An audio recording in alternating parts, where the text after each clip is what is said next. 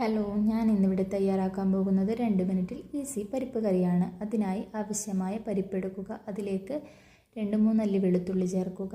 അതിനുശേഷം 1/2 ടീസ്പൂൺ മഞ്ഞൾപ്പൊടി, 1/2 ടീസ്പൂൺ മുളക് പൊടി, ആവശ്യത്തിന് ഉപ്പ്, വെള്ളം എന്നിവ ചേർത്ത് കുക്കറിൻ്റെ അടപ്പിട്ടതിന് ശേഷം നമുക്ക് 2 വിസിൽ വരുന്നത് വരെ നല്ലപോലെ വേവിച്ചെടുക്കാം.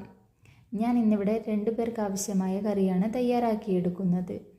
അതിന് ഞാനിവിടെ ഉപയോഗിച്ചിരിക്കുന്നത് ചുവന്ന പരിപ്പ് അഥവാ മസൂർ ദാൽ ആണ്.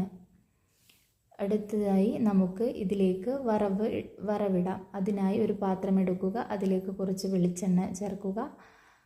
കടുക്, കറിവേപ്പില, പച്ചമുളക് എന്നിവ നന്നായി പൊട്ടി വന്നതിന് ശേഷം നമുക്ക് കറിയിലേക്ക് ചേർത്ത് കൊടുക്കാം. നമ്മുടെ ഈസി പരിപ്പ് കറി ഇവിടെ റെഡിയായി. എല്ലാവരും ട്രൈ ചെയ്ത് നോക്കണേ.